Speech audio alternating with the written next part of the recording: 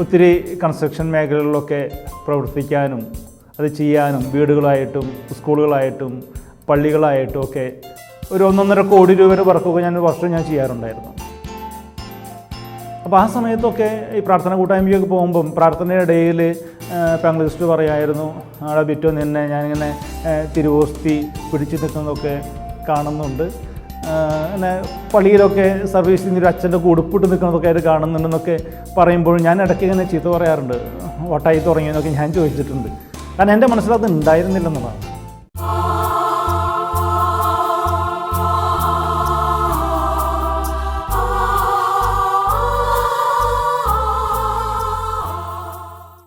എൻ്റെ പേര് father പിറ്റോ Thalakottur Capuchin.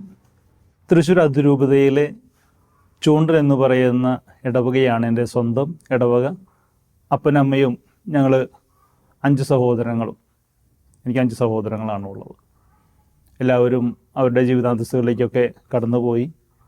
ഞാൻ എൻ്റെ പഠനത്തിന് ശേഷം കോളേജ് വിദ്യാഭ്യാസത്തിന് ശേഷം ITC സിവിൽ ഡ്രാഫ്റ്റ്സ്മാൻഷിപ്പ് എന്ന് പറയുന്നൊരു കോഴ്സ് ചെയ്തു.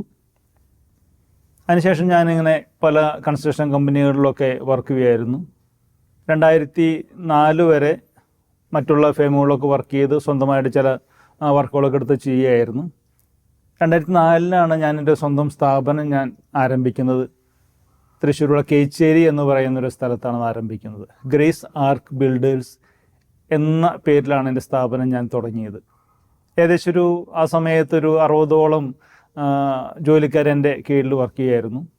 ഒത്തിരി കൺസ്ട്രക്ഷൻ മേഖലകളിലൊക്കെ പ്രവർത്തിക്കാനും അത് ചെയ്യാനും വീടുകളായിട്ടും സ്കൂളുകളായിട്ടും പള്ളികളായിട്ടും ഒക്കെ പല നിർമ്മാണ പ്രവർത്തനങ്ങളുടെ ഭാഗമായിട്ട് മാറാൻ എനിക്ക് സാധിച്ചിട്ടുണ്ട്.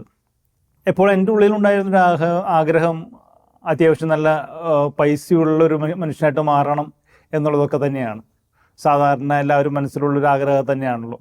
കൂടുതൽ പൈസ ഉണ്ടാക്കണം, പൈസയുള്ള ഒരാളായിട്ട് ജീവിക്കണം, നമുക്ക് എല്ലാവിധ സുഖ സൗകര്യങ്ങളൊക്കെ അനുഭവിക്കണം എന്നുള്ളൊരു ചിന്തയിലൊക്കെ തന്നെയാണെന്നുള്ള ഓരോരുത്തരും മുന്നോട്ട് പോകുന്നത്.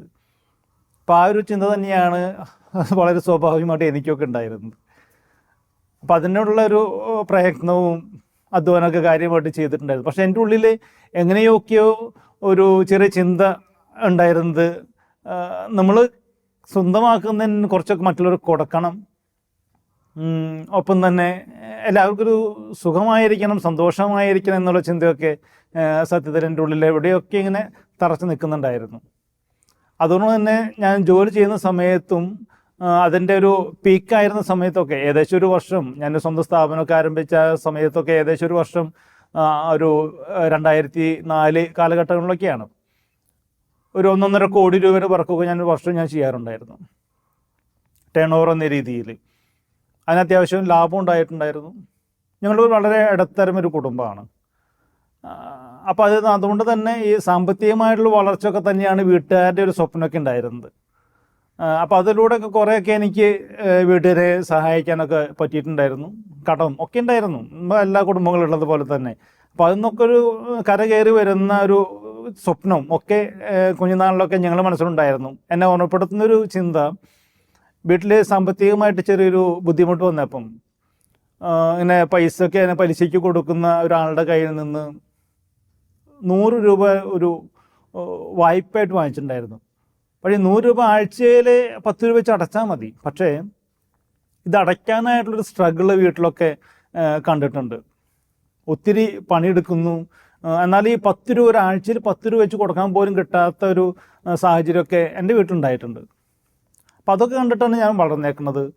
പിന്നെ ഒരു കുടുംബത്തിലുണ്ടാകുന്നുള്ള അസ്വസ്ഥതകൾ, തർക്കങ്ങൾ, ഇതൊക്കെ എൻ്റെ ചെറിയ ജീവിതത്തിലൊക്കെ വലിയൊരു വിഷയമൊക്കെ ആയിരുന്നു. അപ്പോൾ അതുകൊണ്ട് തന്നെയാണ് ഞാൻ ചിന്തിച്ചത്, എൻ്റെ ഒരു ജീവിതം കൊണ്ട് മറ്റുള്ളവർക്ക് എത്രമാത്രം സന്തോഷം കൊടുക്കാൻ പറ്റും. അപ്പോൾ ആ ഒരു ചിന്തയൊക്കെ എൻ്റെ ഉള്ളിൽ ഇങ്ങനെ കിടപ്പുണ്ടായിരുന്നു. അപ്പോൾ ഈ ജോലി മേഖലകളിലൊക്കെ കാര്യമായിട്ട് മുന്നോട്ട് പോകുന്നതിനൊപ്പം തന്നെ ജീസസ് യൂത്ത് എന്ന് പറയുന്ന ഒരു മൂവ്മെൻറ്റ് ഭാഗമായിരുന്നു ഞാൻ. അപ്പോൾ അതിൻ്റെ പ്രവർത്തനങ്ങൾ ഒക്കെ കാര്യമായിട്ട് ചെയ്തിട്ടുണ്ടായിരുന്നു. അപ്പോൾ അതിൻ്റെ ഇടയിൽ ഞാൻ ജീസസ് യൂത്തിൻ്റെ പ്രവർത്തനങ്ങൾ ചെയ്യുന്നതിൻ്റെ ഇടയിലൊക്കെ തന്നെയാണ് ഞാൻ എൻ്റെ തൊഴിൽ മേഖല ഏറ്റവും കൂടുതൽ വർക്ക് ഞാൻ ചെയ്തിട്ടുള്ളത്. അപ്പോൾ ആ സമയത്തൊക്കെ തന്നെ ഉറക്കം എന്ന് പറയുന്നത് വളരെ കുറവൊക്കെയാണ്. ഓട്ടം ഭയങ്കരമായിട്ടുണ്ടായിരുന്നു, ജോലി മേഖലകളിൽ ഓട്ടം ഉണ്ടായിരുന്നു. അതുപോലെ ആധ്യാത്മികമായിട്ടുള്ള ജീസസ് യൂത്തിൻ്റെ പ്രവർത്തനങ്ങളുടെ തലങ്ങളിലൊക്കെ ഒരു ഓട്ടമൊക്കെ ഉണ്ടായിരുന്നു. ഒപ്പം തന്നെ എൻ്റെ ഉള്ളിലുണ്ടായിരുന്ന വലിയൊരു ആഗ്രഹമാണ് നന്നായി പന്ത് കളിക്കുന്നൊരു മനുഷ്യനായിട്ട് മാറണം എന്നുള്ളതൊക്കെ. അപ്പോൾ വീട്ടിൻ്റെ ഒരു സാഹചര്യം കൊണ്ടൊക്കെ അവർക്കും ഇതൊക്കെ താല്പര്യമായിരുന്നു. അതുകൊണ്ട് എൻ്റെ 5ാം ക്ലാസ് മുതലൊക്കെ ഒരു പ്രോപ്പറായിട്ടൊരു കോച്ചിങ് ക്യാമ്പിനൊക്കെ ഞാൻ പോയിട്ടുണ്ടായിരുന്നു. വീട്ടിലെല്ലാവർക്കും പന്ത് കളി ഭയങ്കര ഇഷ്ടമാണ്. 10ാം ക്ലാസ്സിൽ പഠിക്കുന്ന സമയത്ത് തന്നെ ഞാൻ കേരള സ്റ്റേറ്റ് ജൂനിയർ ടീമിൻ്റെ ഒരു അംഗമായിരുന്നു. അപ്പം അന്ന് കളിച്ചിരുന്നവരൊക്കെ ഇന്ന് കേരള സ്റ്റേറ്റ് ടീമിൻ്റെ ഒക്കെ പരിശീലകരൊക്കെ ആയിട്ട് ഇന്ന് സന്തോഷ് ട്രോഫി കഴിഞ്ഞ പ്രാവശ്യം വാങ്ങിച്ചപ്പോൾ അതിൻ്റെ കോച്ചുമാരായിരുന്ന സജിയും പുരുഷോത്തമനൊക്കെ ഞങ്ങൾ ഒരുമിച്ച് കളിച്ചിരുന്നവരാണ്. അപ്പോൾ ആ ഒരു ആഗ്രഹം കൂടുതലൊക്കെ ഉണ്ട്.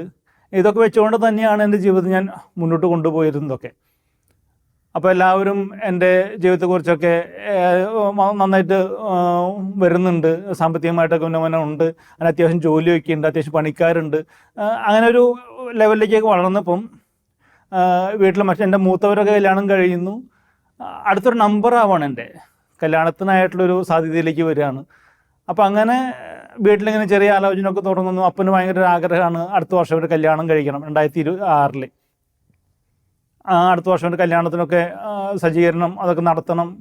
അങ്ങനെയൊക്കെ ഒരു ചിന്ത അവരുടെ ഉള്ളിലൊക്കെ നടന്നുകൊണ്ടിരിക്കുന്ന സമയത്താണ് എൻ്റെ ഒരു സുഹൃത്ത്, ജസ്യൂത്തിൻ്റെ ഭാഗമായിട്ടൊക്കെ പരിചയപ്പെട്ട ഒരു സുഹൃത്ത് അമല ഹോസ്പിറ്റലിൽ ക്യാൻസർ എന്ന രോഗമായിട്ട് കിടന്നിരുന്ന ഒരു സുഹൃത്തുണ്ടായിരുന്നു. അവിടെ വെച്ച് പരിചയപ്പെട്ടതാണ്. ജസ്യൂത്തിൻ്റെ ഭാഗമായിട്ടൊക്കെ അവിടെ പ്രാർത്ഥന കൂട്ടായ്മയുടെ ഭാഗമാക്കിയിട്ട് പോയപ്പം അവിടെ ഉണ്ടായിരുന്ന നേഴ്സസ് മിനിസ്ട്രിയിൽ കുറച്ച് പേര് പറഞ്ഞു ഇവിടെ ഒരു ബ്രദർ കിടപ്പുണ്ട്, ബിറ്റുചേട്ടൻ പോയിട്ടൊന്ന് കാണണം എന്നൊക്കെ പറഞ്ഞതിൻ്റെ പേരിൽ പോയി കണ്ട് സംസാരിച്ച് തുടങ്ങിയതാണ്. അവൻ്റെ ഒരു ബ്രദർ ഷിൻഡോ വാളൂരാൻ ബിൻസെൻഷൻ സഭാംഗമായിരുന്നു. അപ്പോൾ അവനെ കണ്ട് പരിചയപ്പെട്ട് പിന്നെ എൻ്റെ ജോലി കഴിഞ്ഞ് വന്നാൽ ഞാൻ ആദ്യം പോകുന്നത് അവൻ്റെ അടുത്തേക്കൊക്കെയാണ്. അങ്ങനെ ഒരു ബന്ധം ഒരു വർഷത്തോളമൊക്കെ മുന്നോട്ട് പോകുന്നു. എൻ്റെ അടുത്ത് വീട്ടിൽ ഇങ്ങനത്തെ വിവാഹവുമായിട്ട് ബന്ധപ്പെട്ടുള്ള ചിന്തകളൊക്കെ അങ്ങനെ പറഞ്ഞു തുടങ്ങിയിട്ടുണ്ട്.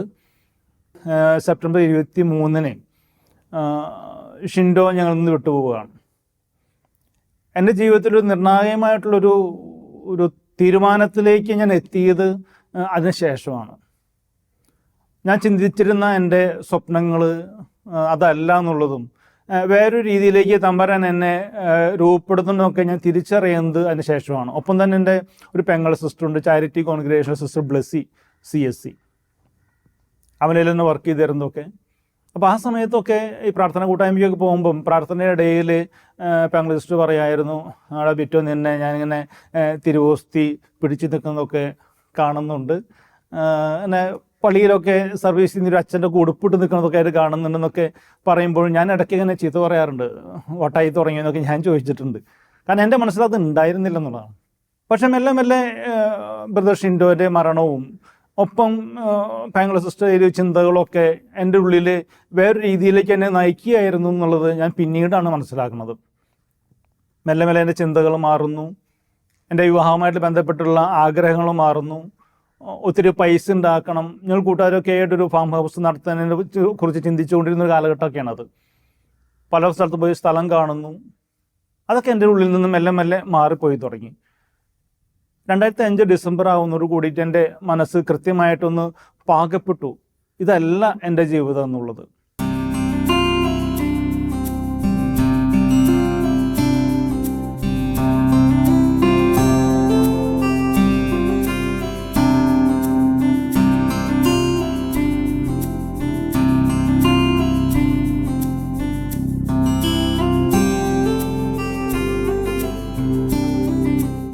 ഞാൻ അച്ഛനാവണമെന്ന് ആഗ്രഹിച്ചെങ്കിലും അതൊരു തീരുമാനമായിട്ട് മാറാൻ കുറച്ചുകൂടി സമയമെടുത്തു എൻ്റെ ജീവിതത്തിൽ. കാരണം എനിക്കത് വീട്ടിൽ പറയാനായിട്ടൊരു ധൈര്യം ഉണ്ടായിരുന്നില്ല. കാരണം എല്ലാവരും എൻ്റെ ജീവിതത്തിൻ്റെ വളർച്ചയും അതനുസരിച്ച് കുടുംബത്തിനുണ്ടാകുന്ന പുരോഗതിയൊക്കെ എന്നെ ചിന്തിച്ചുകൊണ്ടും ആഗ്രഹിച്ചുകൊണ്ടും നടക്കുന്ന ഒരു സമയത്ത് എങ്ങനെയാണ് എനിക്ക് അച്ഛനാകാൻ പോകണം എന്നുള്ളത് വീട്ടിൽ പറയാനായിട്ടുള്ളൊരു ധൈര്യക്കുറവ് എനിക്ക് നന്നായിട്ടുണ്ടായിരുന്നു. എൻ്റെ പഠനത്തിന് സിവിൽ പഠിച്ചതിന് ശേഷം ഞാൻ ആദ്യമായിട്ട് ചെയ്തൊരു പരിപാടി ഞാനൊരു പാസ്പോർട്ട് എടുക്കുക എന്നുള്ളതായിരുന്നു. കാരണം ആ സമയത്താണ് എൻ്റെ പെങ്ങളുടെ ഹസ്ബൻഡ് അളിയൻ ഗൾഫിൽ വർക്ക് ചെയ്തിരുന്നു. അപ്പോൾ ഈ പഠനം കഴിഞ്ഞ് ഉടനെ തന്നെ അളിയൻ ഗൾഫിൽ വർക്ക് ചെയ്യുന്നത് കൊണ്ട് അവിടേക്ക് പോകാൻ എളുപ്പമാണെന്ന് കരുതിയിട്ടാണ് ഞാൻ പാസ്പോർട്ടൊക്കെ എടുത്തത്. പക്ഷേ എൻ്റെ ജീവിതത്തിൽ എനിക്ക് സാധിച്ചിട്ടുണ്ടായിരുന്നില്ല അതുവരെ. അപ്പോൾ എൻ്റെ കൂടെ പഠിച്ചിരുന്ന ഞാനൊരു അച്ഛനാകണമെന്ന ആഗ്രഹം എൻ്റെ ജീവിതത്തിൽ രൂപപ്പെടുകയും അതനുസരിച്ച് എൻ്റെ കാര്യങ്ങൾ മുന്നോട്ട് പോകാൻ ചെയ്യുന്ന സമയത്താണ് എൻ്റെ കൂട്ടുകാരൻ ഗൾഫിൽ വർക്ക് ചെയ്യുന്നവൻ വിളിച്ചത് പറഞ്ഞിരുന്നത് എന്നോട്, ബിറ്റോ നീ പെട്ടെന്ന് തന്നെ നിൻ്റെ കാര്യങ്ങൾ ശരിയാക്കണം, ഒരു ജോബ് ഓപ്പർച്യൂണിറ്റി വന്നിട്ടുണ്ട്, നല്ല സാലറി ഉണ്ട്, നിനക്കിങ്ങോട്ട് വരാം, 5 പൈസ നീ ചിലവാക്കേണ്ട കാര്യമില്ല. ആ സമയത്തൊക്കെ ഒരു വിസയ്ക്ക് 1 ലക്ഷം രൂപ വരെ കൊടുക്കേണ്ട ഒരു സമയമൊക്കെ ഉണ്ടായിരുന്നു. അപ്പോൾ എന്നോട് പറഞ്ഞു 5 പൈസ നീ കൊടുക്കണ്ട, നീ ധൈര്യമായിട്ട് കയറി പോകുന്നു, എല്ലാം സെറ്റാണ്, നിനക്കുള്ള ജോലി സെറ്റാണ്, ഒരു 10-40,000 രൂപ സാലറി ഉണ്ട് മാസം, നിനക്കുള്ള ഫ്ലാറ്റ്, നിൻ്റെ ബാക്കിയുള്ള സൗകര്യങ്ങളൊക്കെ അവർ മീറ്റ് ചെയ്തോളും, നീ വന്നാൽ മതി എന്ന് മാത്രമാണ് എന്നോട് പറഞ്ഞത്. അതെൻ്റെ ജീവിതത്തിൽ വല്ലാത്തൊരു സ്ട്രഗിളായിരുന്നു. ഞാൻ എടുത്ത തീരുമാനം തെറ്റാണോ അതോ വേറെ ഒരു ആഗ്രഹത്തിൻ്റെ പുറത്ത് എടുത്തൊരു തീരുമാനമാണോ എന്നൊക്കെയുള്ളൊരു വല്ലാത്തൊരു സ്ട്രഗിളിലൊക്കെയാണ് ഞാൻ കടന്നു പോയിരുന്നത്. പിന്നെ അത് എൻ്റെ വീട്ടിൽ നിങ്ങൾ അവതരിപ്പിക്കണം എന്നുള്ളൊരു ചിന്തയായിരുന്നു. എൻ്റെ അപ്പൻ്റെ പെങ്ങൾ ഒരു സിസ്റ്ററുണ്ട്, അമ്മായി കെനിയയിൽ വർക്ക് ചെയ്തിരുന്നത്, നിർമ്മലദാസി കോൺഗ്രിഗേഷനിലാണ് അമ്മായി വെക്കേഷൻ വരുന്ന സമയം ഏപ്രിലാണ്. അപ്പോൾ ആ ഏപ്രിൽ മാസം 2006 ഏപ്രിൽ മാസം അമ്മായി നാട്ടിൽ വരുമ്പം അമ്മയോട് ഞാൻ സൂചിപ്പിച്ചിരുന്നു, എനിക്ക് ഇങ്ങനത്തെ ഒരു ആഗ്രഹമുണ്ട്, ഇങ്ങനത്തെ ഒരു തീരുമാനമുണ്ട്. ആഗ്രഹത്തിൻ്റെ അപ്പുറത്തേക്ക് തീരുമാനമായിട്ട് അപ്പോഴേക്കും മാറിയിട്ടുണ്ടായിരുന്നു എൻ്റെ ഒരു ജീവിതം ഇങ്ങനെ ആയിരിക്കണം എന്നുള്ളത്. അപ്പോൾ ഞാൻ അമ്മായിയോട് പറഞ്ഞു. അപ്പോൾ അമ്മായി പറഞ്ഞു, എനിക്കും പറയാത്തൊരു ബുദ്ധിമുട്ടുണ്ട്, കാരണം നിന്നെക്കുറിച്ച് വീട്ടിൽ കാണിരിക്കുന്ന ചിന്തകളും നിന്നെക്കുറിച്ചുള്ള ധാരണകളും ഒക്കെ വ്യത്യസ്തങ്ങളാണ്. അപ്പോൾ നമ്മൾ പറയുമ്പം വേറൊരു രീതിയിലേക്ക് അത് പറയുമ്പം നിൻ്റെ തീരുമാനം എന്താണെന്ന് പറയുമ്പം അവരെങ്ങനെ അതിനെ ഫേസ് ചെയ്യുന്നുള്ളതൊക്കെ വല്ലാത്തൊരു ബുദ്ധിമുട്ടാണെന്ന രീതിയിലാണ് അമ്മായി എന്നോട് പറഞ്ഞത്. എങ്കിലും അമ്മായി ധൈര്യമൊക്കെ സംഭരിച്ച് അത് വീട്ടിൽ അവതരിപ്പിക്കാൻ അമ്മയോട് ആദ്യം പറയുന്നത്. അപ്പനോട് പറയാനുള്ള ധൈര്യം അന്ന് അമ്മായിക്ക് ഉണ്ടായിരുന്നില്ല. അപ്പം അമ്മയോട് ഇത് പറഞ്ഞപ്പം ഉണ്ടായൊരു സംഭവം, പിറ്റേ ദിവസം മുതൽ ഞാൻ എൻ്റെ റൂം തുറന്ന് പുറത്തേക്ക് കിടക്കുമ്പം, പള്ളിക്ക് പോകാനൊക്കെ ആയിട്ട് അത് രാവിലെ എഴുന്നേറ്റ് റൂമിൽ നിന്ന് പുറത്തേക്ക് കിടക്കുമ്പം ഉമ്മറത്ത് ഒരു സോഫയുണ്ട് എൻ്റെ റൂമിന് ജസ്റ്റ് ഓപ്പോസിറ്റ് ആയിട്ട്. അവിടെ എല്ലാ ദിവസവും കരഞ്ഞുകൊണ്ടിരിക്കുന്ന അമ്മേനാണ് പിന്നീട് ഞാൻ കണ്ണി കണ്ടുകൊണ്ടിരുന്നത്. എൻ്റെ സെമിനാരിൽ പോകുന്നത് വരെ അതൊരു നിത്യക്കാഴ്ചയായിട്ട് പിന്നെ ഒന്ന് മാറുകയാണ്. അപ്പോൾ അപ്പനോടത് പറഞ്ഞിട്ടുണ്ടായിരുന്നില്ല. അപ്പനോടത് പറയുന്ന ആ ഒരു സമയം അപ്പന് വല്ലാത്ത ബുദ്ധിമുട്ടായിരുന്നു. കാരണം എന്നെക്കുറിച്ചുള്ള സ്വപ്നങ്ങൾ, അവരുടെ ജീവിതത്തിലുണ്ടായിരുന്ന പ്രതീക്ഷകളൊക്കെ ഇങ്ങനെ തകരുന്ന രീതിയിലൊക്കെയാണ് അപ്പനത് എടുത്തത്. സെമിനാരിൽ ചേരുന്നതിനൊക്കെ വരുന്ന തന്നെ ആ ഒരു സമയത്ത് എൻ്റെ കൂട്ടുകാരും ഒപ്പം തന്നെ എൻ്റെ കൂടെ ഇരുന്ന പണിക്കാർക്കൊക്കെ ഒരു ചെറിയ സദ്യയൊക്കെ ഞാൻ ഒരുക്കിയിട്ടുണ്ടായിരുന്നു. പലരും ഒരു 100-100ഓളം പേരുണ്ടായിരുന്നു, എല്ലാവരും കൂടി, വീട്ടുകാരുണ്ടായിരുന്നു. അപ്പോൾ ആ ദിവസം അപ്പൻ നന്നായിട്ട് വർത്തമാനം പറയുന്ന ആളാണ്. പക്ഷേ ഒരാളോട് പോലും അപ്പം സംസാരിച്ചില്ല എന്ന്. കാരണം അത്രമാത്രം ഒരു ടെൻഷൻ അപ്പൻ്റെ ഉള്ളിൽ ഉണ്ടായിരുന്നു എന്നുള്ളതാണ്. കാലത്ത് മുതൽ വൈകുന്നേരം വരെ ഇങ്ങനെ ഒരു പ്രത്യേക ഒരു അവസ്ഥയിലായിരുന്നു അപ്പം കടന്നു പോയിരുന്നത്. കാരണം അപ്പൻ്റെ സ്വപ്നങ്ങൾ തകരുകയാണെന്നുള്ളൊരു വല്ലാത്തൊരു ചിന്ത അപ്പനും വല്ലാതെ വലച്ചിരുന്നു എന്നുള്ളതാണ്. പക്ഷെ അതൊക്കെ കഴിഞ്ഞു പോകുന്നു. ദൈവം ഇതൊക്കെ ഇങ്ങനെ സംഭവിക്കുമ്പോഴും എൻ്റെ ഉള്ളിൽ സന്തോഷം കിടക്കുന്നുണ്ട്. എന്നെ സംബന്ധിച്ച് അതായിരുന്നു ഏറ്റവും പ്രധാനപ്പെട്ടത്. സന്യാസത്തിലേക്ക് എത്തണമെന്നോ അല്ലെങ്കിൽ പൗരോഹിത്യത്തിൻ്റെ അത് ഏതെന്നും ഡിസൈഡ് ചെയ്തിട്ടൊന്നുണ്ടായിരുന്നില്ല ആ സമയത്ത്.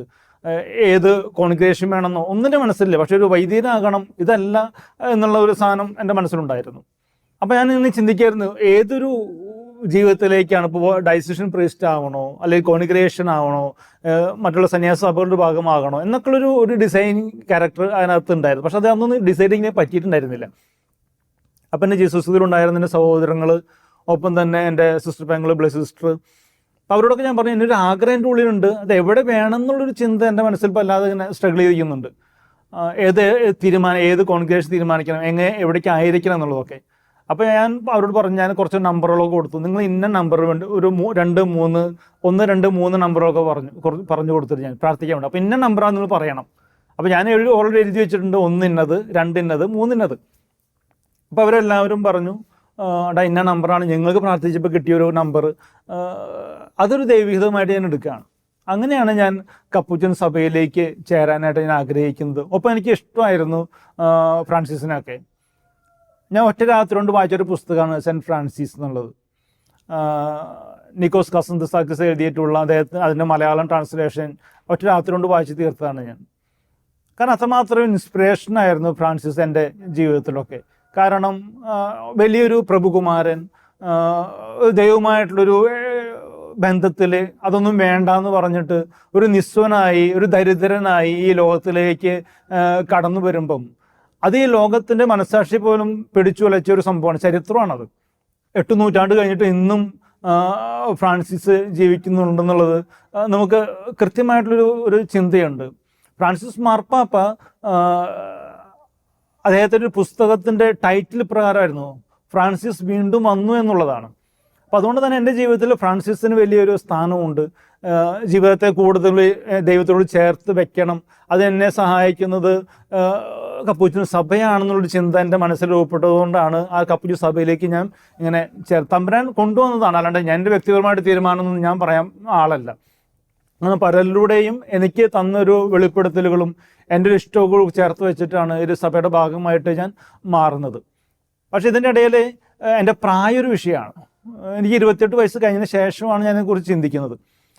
അപ്പോൾ ഞാൻ എൻ്റെ വീടിനടുത്തുള്ള ഒരു CMC കോൺഗ്രിഗേഷൻ്റെ മഠമുണ്ട്. അവിടെയൊക്കെ ഞാൻ വളർന്നതൊക്കെ അവരൊക്കെ തന്നെയാണ് എന്നൊക്കെ വളർത്തിയിട്ടുള്ളത്. എൻ്റെ വേദപാഠ പഠന കാലഘട്ടങ്ങളിലൊക്കെ എന്നെ പഠിപ്പിച്ചത് സിസ്റ്റേഴ്സൊക്കെ തന്നെയാണ്. അപ്പോൾ അവിടെ ഉണ്ടായിരുന്ന സിസ്റ്റർ എന്നോട് പറഞ്ഞൊരു കാര്യമുണ്ട്, നീ ചലഞ്ച് ചെയ്യാൻ പോകുന്നത്, ഈ സന്യാസി ചലഞ്ച് ചെയ്യാൻ പോകുന്നത് നിൻ്റെ ഫോർമേഷൻ കാലഘട്ടമാണ്. കാരണം നീ ചേരാൻ പോകുമ്പം നിൻ്റെ കൂടെ ഉണ്ടാകുക 10ാം ക്ലാസ് കഴിഞ്ഞവരും +2 കഴിഞ്ഞവരൊക്കെ ആയിരിക്കും. അപ്പോൾ അവരുടെ ഇടയിൽ നീ ഒരു മുതുക്കനായിട്ടാണ് പോണത്. അപ്പോൾ അവരുമായിട്ടുള്ള നിൻ്റെ പെരുമാറ്റവും നിൻ്റെ ജീവിതമൊക്കെയാണ് ഏറ്റവും കൂടുതൽ സ്ട്രഗിൾ നിൻ്റെ ജീവിതത്തിൽ ഉണ്ടാക്കുക. കാരണം നീ ഒരു ഓൾറെഡി ഫോംഡ് ആയിട്ട് മനുഷ്യനാണ്, ജോലി ചെയ്യിപ്പിക്കുന്നു. അപ്പോൾ ഈ ജോലി ചെയ്യിപ്പിക്കാനുള്ള ഒരു രീതി നിൻ്റെ സ്വഭാവത്തിനുണ്ട്, സംസാരത്തിനകത്തുണ്ട്. അപ്പോൾ നീ അവിടെ പോയിട്ട് അങ്ങനെയൊന്നും പെരുമാറരുത് എന്ന് എന്നെ ഓർമ്മപ്പെടുത്തിയ ആ കോൺവെൻറ്റിലൊരു സിസ്റ്ററാണ്, സാൻജോ എന്ന് പറഞ്ഞ സിസ്റ്ററാണ്. സിസ്റ്റർ എന്നില്ല. അങ്ങനെയാണ് ഞാൻ ഈ സെമിനാരിലേക്ക് എന്നെ തന്നെ ഞാൻ ഒരുക്കുന്നതൊക്കെ ആ രീതിയിലാണ്. പിന്നെ പഠനം എങ്ങനെയാണെന്നുള്ളതൊക്കെ വല്ലാത്തൊരു ചിന്തയായിരുന്നു. കാരണം കുറച്ച് നാളത്തെ ഒരു ഗ്യാപ്പുണ്ട്, ഞാൻ അത്ര ബ്രൈറ്റ് ഒന്നുമല്ല പഠിക്കാനായിട്ട്. അപ്പോൾ അതിൻ്റെ ഒരു സ്ട്രഗിൾ എന്തൊക്കെയാവും എന്നുള്ളൊക്കെ ഒരു വലിയ ചിന്ത എൻ്റെ മനസ്സിലുണ്ടായിരുന്നു. എങ്കിലും ഇതൊക്കെ അതിനൊരു ഉത്തരവില്ലാതെ നിൽക്കുമ്പോഴും എൻ്റെ ജീവിതത്തിൽ ഒരു തീരുമാനം രൂപപ്പെടുകയാണ്, എന്തായാലും കപ്പുച്ചിൻ സഭയിൽ ഞാൻ ചേരും എന്നുള്ളത്. 2006 ജൂൺ 7-ാം തീയതി കപ്പുച്ചിൻ സഭയുടെ ഭാഗമാകാനായിട്ട് ഞാൻ തൃശ്ശൂരുള്ള എലഞ്ഞിപ്ര എന്ന് പറയുന്ന ഞങ്ങളുടെ ബെത്ലഹേം മൈനസ് സെമിനാരിയിൽ ഞാൻ ചേരുന്നത് അന്നാണ്. ഞാൻ എൻ്റെ ദൈവവിളി എൻ്റെ ജീവിതത്തിൽ ഞാൻ ഉറപ്പിച്ചപ്പം എൻ്റെ വികാരി അച്ഛനോട് ഞാനത് പറഞ്ഞു. അച്ഛാ എങ്ങനെ അച്ഛനാകാനായിട്ട് പോകാനായിട്ട് ആഗ്രഹിക്കുന്നുണ്ടെന്നൊക്കെ പറഞ്ഞു കഴിഞ്ഞപ്പം അച്ഛന് വളരെ ഇൻട്രസ്റ്റ് ആയിട്ട് തോന്നി. അച്ഛനത് പള്ളിയിൽ വിളിച്ചു പറഞ്ഞു, എന്നെ ബിറ്റോ സെമിനാരി പോകാനായിട്ട് ആഗ്രഹിക്കുകയാണെന്നൊക്കെ വിളിച്ചു പറഞ്ഞപ്പം ഞാൻ സാധനങ്ങളൊക്കെ വാങ്ങിക്കാൻ ഒരു കടയിലേക്ക് പോകുന്ന സമയത്ത് ഒരു ചേട്ടൻ ഇത് കേട്ടിട്ടുണ്ട്, അച്ഛനെ വിളിച്ചു പറഞ്ഞത് കേട്ടിട്ടുണ്ട്. ആ ചേട്ടൻ എന്നോട് ചോദിച്ചു, എത്ര നാളത്തേക്കാണ് സെമിനാരി പോകണമെന്ന് ചോദിച്ചു. 2 മാസത്തേക്കാണോ അതോ 3 മാസത്തേക്കാണോ? ഒരു കളിയാക്കുന്ന രീതിയിലാക്കാണ് ഞാൻ ചോദിച്ചത്. അതെൻ്റെ ജീവിതത്തിൽ തിരിച്ച് മറുപടി പറയണമെന്നൊക്കെ ആഗ്രഹം ഉണ്ടെങ്കിലും ഞാൻ എന്നെ തന്നെ ഒതുക്കി കൺട്രോൾ ചെയ്ത് നിർത്തി. ഞാൻ ചിരിച്ച് തന്നെ കടന്നു പോന്നു. സത്യത്തിലൊരു ചിന്തയായിരുന്നത്, സത്യത്തിൽ ഞാൻ എന്തിനാണ് സെമിനാരി പോണത്? കാരണം ഒത്തിരി അച്ഛന്മാർ ഈ നാട്ടിലുണ്ട്, പിന്നെ എന്തിനാണ് സെമിനാരി അല്ലെ അച്ഛനാവുന്നത് എന്തിനാണെന്നുള്ള ചിന്തയൊക്കെ മുമ്പുണ്ടായിരുന്നു. പക്ഷേ കൃത്യമായിട്ട് തമ്പുരാൻ എനിക്ക് തന്നിട്ടുള്ളൊരു എൻ്റെ ഒരു ബോധ്യമാണ്. ഇത് എല്ലാവർക്കും അത് തന്നെയാവണമെന്ന് നിർബന്ധമുള്ള കാര്യമല്ല, ഇതെൻ്റെ ഒരു ബോധ്യമാണ്. എന്നെ ചിന്തിപ്പിച്ചത് ഒരു സിനിമയാണ്, ആ ഒരു ബോധ്യത്തിലേക്ക് എന്നെ കൊണ്ടെത്തിച്ചുള്ളത് ദേശാടനം എന്നുള്ള സിനിമയാണ്. ദേശാടനം എന്ന സിനിമയ്ക്ക് ഒരു മുത്തശ്ശന് വലിയൊരു ആഗ്രഹം, തൻ്റെ പേരക്കുട്ടി ഒരു സന്യാസിയായി തീരണം എന്നുള്ളത്. തൻ്റെ മകനോട് പറയുന്നു, തൻ്റെ മകൻ, ഈ മുത്തച്ഛൻ്റെ മകൻ തൻ്റെ ഭാര്യയോട് പറയുന്നു, തങ്ങളുടെ ആണും പെണ്ണുമായിട്ടുള്ളൊരു കൊച്ചുള്ളൂ, ഈ കൊച്ചിനെ ഈ സന്യാസത്തിന് വിടണമെന്ന് പറഞ്ഞപ്പം ഒരിക്കൽ പോലും ഈ അച്ഛൻ്റെ ആഗ്രഹത്തിന് എതിര് നിൽക്കാത്ത ഒരു അച്ഛനാണത്, ഒരു മകനാണത്. ആകെ കൂടിയും ഒരു മകനുള്ളവർക്ക്. ഇവരെ ഈ കൊച്ചിനെയും കൊണ്ട് ഈ മുത്തച്ഛനും അച്ഛനും ഈ കൊച്ചും കൂടിയിട്ട് സന്യാസത്തിൻ്റെ ആ ഒരു ആശ്രമത്തിലേക്ക് കടന്നു ചെന്നപ്പം ഒരാഗ്രഹം പറഞ്ഞു, കൊച്ചിനെ കൊണ്ടുവന്നിട്ടുണ്ടെന്നൊക്കെ പറഞ്ഞ് ഈ അച്ഛനും മുത്തച്ഛൻ തിരികെ വരുന്നു. കൊച്ചവിടെ നിൽക്കുന്നു. അവന് വല്ലാത്തൊരു സങ്കടമായി. അവൻ്റെ മുത്തച്ഛനെ നഷ്ടപ്പെടുന്നു, അമ്മയെ നഷ്ടപ്പെടുന്നു, അച്ഛനെ നഷ്ടപ്പെടുന്നു, അവൻ്റെ കളി കൂട്ടുകാരിയെ നഷ്ടപ്പെടുന്നു, അവൻ്റെ വീട് അവന് വല്ലാത്തൊരു നൊസ്റ്റാൾജിയ നഷ്ടപ്പെടുന്നു. വല്ലാത്തൊരു സങ്കടത്തിനാണ് കൊച്ചി. ഇവന് തിരികെ പോകണമെന്ന് വലിയൊരു ആഗ്രഹത്തിൽ നിൽക്കുന്നു. അത് അവൻ്റെ ആ ഒരു സന്യാസ ആചാര്യനോട് പറയുന്നു, ആശ്രമത്തിൻ്റെ ആചാര്യനോട് പറയുന്നു. ആ സമയത്ത് ആചാര്യ കൊച്ചുകൊണ്ട് പറയുന്ന സന്യാസത്തെക്കുറിച്ച് വലിയൊരു കാഴ്ചപ്പാടാണത്. ഈ ആചാര്യൻ പറയുന്നുണ്ട്, എന്താണ് സന്യാസം എന്ന് പറയുന്നത്? ഈ ആചാര്യൻ വന്നൊരു കൊച്ചിൻ്റെ അടുത്ത് വന്നിരുന്ന അവൻ്റെ തോൾ തട്ടി പറയാണ്, മകനെ, നമ്മൾ സന്യാസത്തിലേക്ക് വരുന്നത് നമ്മുടെ ഇഷ്ടങ്ങളെ പൂർത്തീകരിക്കാനല്ല, അല്ല നമ്മളെ സന്തോഷത്തിന് വേണ്ടിയിട്ടല്ല നമ്മൾ സന്യാസത്തിലേക്ക് വരുന്നത്, മറിച്ച് എൻ്റെ ജീവിതം വഴി, നമ്മളുടെ ജീവിതം വഴി ഈ ലോകത്തിന് സന്തോഷം കൊടുക്കാൻ നമുക്ക് പറ്റുമോ? അതാണ് സന്യാസം. അപ്പോൾ ഈ ഒരു ചിന്ത മനസ്സിലേക്ക് വന്ന് ഇത്രയേ ഉള്ളൂ. ഞാൻ ഒരു സന്യാസിയായിട്ട് തീരുകയാണെങ്കിൽ, ആ സന്യാസം എന്നെ സംബന്ധിച്ച് അത് ഈ ലോകത്തെ സന്തോഷിപ്പിക്കാനായിട്ടാണ്. അത് എൻ്റെ ജീവിതത്തിന് ഒത്തിരി ഇഷ്ടങ്ങളുണ്ട്, ആഗ്രഹങ്ങളുണ്ട്. അതിൻ്റെ സന്തോഷത്തിന് വേണ്ടിയിട്ടെല്ലാം ഞാൻ ഈ സന്യാസത്തിന് വന്നേക്കുന്നത്. മറിച്ച് എൻ്റെ ജീവിതം കൊണ്ട് എൻ്റെ അടുത്തുള്ളൊരു വ്യക്തിക്ക്, എൻ്റെ തൊട്ടപ്പുറത്തുള്ളൊരു വ്യക്തിക്ക്, എൻ്റെ കൂടെയുള്ളൊരു വ്യക്തിക്ക് എനിക്ക് സന്തോഷമായിട്ട് മാറാൻ പറ്റുമോ? അവർക്ക് സന്തോഷം എന്തെങ്കിലും രീതിയിൽ എനിക്ക് കൊടുക്കാൻ പറ്റുമോ? വലിയ മല മറയ്ക്കണമെന്നൊന്നും പറയുന്നില്ല. പക്ഷേ എങ്കിലും എൻ്റെ ജീവിതത്തിലൂടെ ആ തൊട്ടടുത്തുള്ളവരൊന്ന് സ്നേഹിക്കാനോ തമ്പുരാനിലേക്കൊന്ന് അടുപ്പിക്കാനോ എനിക്ക് എന്ത് ചെയ്യാൻ പറ്റും? അത് ചെയ്യാന്നുള്ളത് മാത്രമാണ് എൻ്റെ സന്യാസത്തിൻ്റെ ഒരു ഉൾവിളി എന്നൊക്കെ എനിക്ക് തോന്നിയിട്ടുള്ളൂ.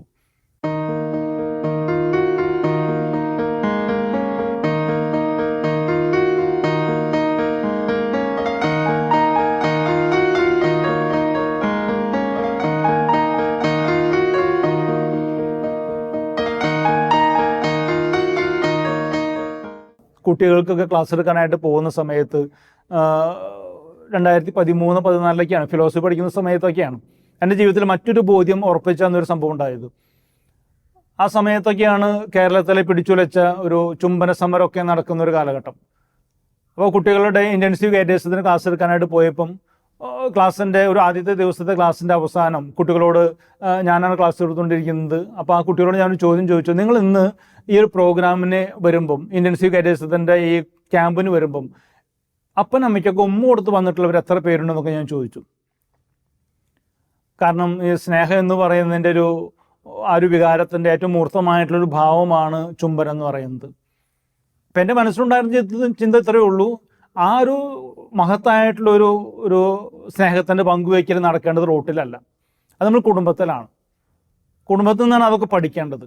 പല മൂല്യങ്ങളും ഇല്ലാതെ പോകുന്നതും കുടുംബത്തിൽ നിന്ന് തന്നെയാണെന്നുള്ളൊരു ചിന്ത മനസ്സിലേക്ക് വന്നതുകൊണ്ടാണ് ഞാൻ അന്ന് ആ കുട്ടികളോട് ചോദിച്ചത്, നിങ്ങൾ അപ്പനും അമ്മയ്ക്കൊക്കെ ഉമ്മ കൊടുത്ത് വന്നിട്ടുള്ള എത്ര പേരുണ്ടെന്നുള്ളത്. പലരൊന്നും ചെയ്തിട്ടില്ല. അപ്പം ഞാൻ അവരോട് പറഞ്ഞു, നമുക്ക് ഒരു കാര്യം, നാളെ മറ്റന്നാളും നമ്മൾ ഈ പ്രോഗ്രാമിൽ വരുമ്പോൾ വീട്ടിൽ അപ്പനും അമ്മയും ഉണ്ടെങ്കിൽ നിങ്ങൾ ഉമ്മ കൊടുത്തിട്ട് വേണം വരാനായിട്ട്. അതൊക്കെ പറഞ്ഞ് സെറ്റാക്കി എല്ലാവരും ഓക്കെയൊക്കെ പറഞ്ഞ് ഡീലൊക്കെ പറഞ്ഞ് ക്ലാസ് അവസാനിപ്പിക്കുന്ന സമയത്ത് ഒരു 5ൽ പഠിക്കുന്ന ഒരു കൊച്ചു എന്നോട് ചോദിച്ചു, അപ്പോൾ ബ്രദർ എത്ര നാളായി അപ്പനമ്മയ്ക്കൊക്കെ ഉമ്മ കൊടുത്തിട്ടെന്ന് എന്നോടൊരു ചോദ്യം ചോദിച്ചവൻ. അതെന്നെ സംബന്ധിച്ച് വല്ലാത്തൊരു വെള്ളിടി വെട്ടി പോലെയാണ്. കാരണം അന്നെനിക്ക് 36 വയസ്സ് കഴിഞ്ഞിട്ടുണ്ട്. ഒറ്റ നിമിഷം കൊണ്ട് ഞാനൊരു 36 വർഷത്തെ ഒരു ഫ്ലാഷ് ബാക്കിലേക്ക് ഞാൻ ഓടിയപ്പോൾ അതിലേക്ക് ഞാൻ തിരിഞ്ഞു നോക്കിയപ്പോൾ ഒറ്റ സീൻ പോലും ഇല്ല എൻ്റെ അപ്പനമ്മയ്ക്ക് ഉമ്മ കൊടുത്തതായിട്ട്.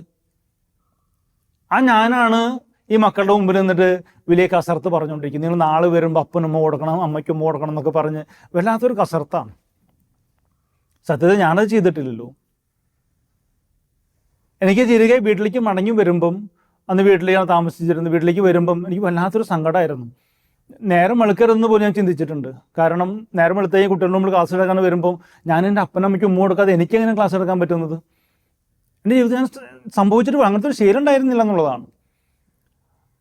വീട്ടിലേക്ക് ചെല്ലുമ്പോൾ എനിക്ക് വല്ലാത്തൊരു സങ്കടമായിരുന്നു. എങ്ങനെ അപ്പനും ഉമ്മ കൊടുക്കും, അമ്മയ്ക്ക് എങ്ങനെ ഉമ്മ കൊടുക്കും? ഈ പ്രായത്തിലൊക്കെ പോയി കെട്ടിപ്പിടിച്ച് അപ്പനും അമ്മയ്ക്കൊക്കെ ഉമ്മ കൊടുത്തു കഴിഞ്ഞ് കഴിഞ്ഞാൽ അവരെന്ത് വിചാരിക്കും? സെമിനാരിൽ പോകുന്നൊരു കുഴപ്പമുണ്ടായിരുന്നില്ല. സെമിനാരിൽ പഠിക്കുന്ന സമയത്താണ് ഇങ്ങനത്തെ ചിന്തകളും ആഗ്രഹങ്ങളൊക്കെ വരുന്നതൊക്കെ ഒരു തെറ്റിദ്ധാരണ അവരുടെ ഉള്ളിലുണ്ടാവില്ലേ. വല്ലാത്തൊരു സങ്കടമായിരുന്നത്. വീട്ടിൽ ചെന്നപ്പം എല്ലാവരും പണിയൊക്കെ മാറ്റി നേരത്തെ തന്നെ അപ്പച്ചൻ വന്നിട്ടുണ്ട്. അപ്പോൾ ഇവർക്ക് ഉമ്മ കൊടുക്കാമെന്ന് പറഞ്ഞു കഴിഞ്ഞാൽ വല്ലാത്തൊരു സ്ട്രഗിളായിരുന്നു. അപ്പൻ്റെ കൂടെ ഞാൻ കരിങ്കൽ പണിക്കൊക്കെ പോയിട്ടുണ്ട് കോളേജിൽ പഠനത്തിന് ശേഷമൊക്കെ. അതിനൊക്കെ പൈസ കിട്ടിയാണ് ഞാൻ പഠിക്കാനൊക്കെ സിവിലൊക്കെ പഠിക്കാൻ പോയത്. അന്നൊരു 10-15 കിലോ ഭാരമുള്ള കൂടെ എടുത്ത് കരിങ്കൽ പൊളിക്കുമ്പോൾ പോലും വേറത്തിനേക്കാൾ കൂടുതലാണ് ഞാൻ എൻ്റെ അപ്പനും ഉമ്മ കൊടുക്കാനെടുത്ത സ്ട്രഗിൾ. ഞാൻ വല്ലാതെ ബുദ്ധിമുട്ടി ഞാൻ സത്യത്തിൽ. അന്ന് രാത്രി കിടക്കുന്നതിനൊക്കെ മുമ്പ് വചനമൊക്കെ പറയുന്ന പോലെ എങ്ങനെയാണ് ദൈവത്തെ സ്നേഹിക്കുന്നത്, പൂർണ്ണ മനസ്സോടും പൂർണ്ണാത്മാവോടും പൂർണ്ണ ശക്തിയോടും എന്നൊക്കെ പറയുന്നില്ല. അതുപോലെ സർവ്വശക്തി എടുത്ത് എൻ്റെ അപ്പനായിട്ട് ഉമ്മ കൊടുക്കാനായിട്ട് ശ്രമിച്ച ഒരു രംഗം ഞാൻ ഓർക്കുകയാണ്. അതിൽ ഞാൻ ദൈവത്തിൻ്റെ കൃപയാൽ ഞാൻ സക്സസ് ആയി. എൻ്റെ അപ്പന ആദ്യമായിട്ട് എൻ്റെ ജീവിതത്തിൽ ഓർമ്മ വെച്ചതിന് ശേഷം ഒരു ഉമ്മ കൊടുക്കുകയാണ് ഞാൻ. അത് 2013 അതിനെ സഹായിച്ചതൊരു കുഞ്ഞു ചെറുക്കനാണ്. ഒരു ബോധ്യം ഇത്രയാണ് എൻ്റെ മനസ്സിലേക്ക് വന്നത്, നീ ചെയ്യാത്ത കാര്യങ്ങൾ മറ്റുള്ളവരെ കൊണ്ട് പഠിപ്പിക്കരുത്, അതുകൊണ്ട് ചെയ്യിപ്പിക്കരുത്. ഇപ്പോഴും ഞാൻ അത് തന്നെയാണ് ഫോളോ ചെയ്യുന്നത്. എനിക്ക് ചെയ്യാൻ പറ്റാത്തൊരു കാര്യം പോലും ഞാൻ ആരോടും നിർബന്ധിക്കാറില്ല. എന്നെക്കൊണ്ട് പറ്റുന്ന കാര്യം മാത്രമേ ഞാൻ പറഞ്ഞിട്ടുള്ളൂ. അപ്പോൾ ഈ രീതിയിലൊക്കെ ഫോർമേഷൻ്റെ പല ഘട്ടങ്ങളും കടന്നു പോകുന്നു. 13 വർഷം കഴിയുന്നു. 2018 നവംബർ 15-ാം തീയതി ആയിരുന്നു എൻ്റെ പട്ടം.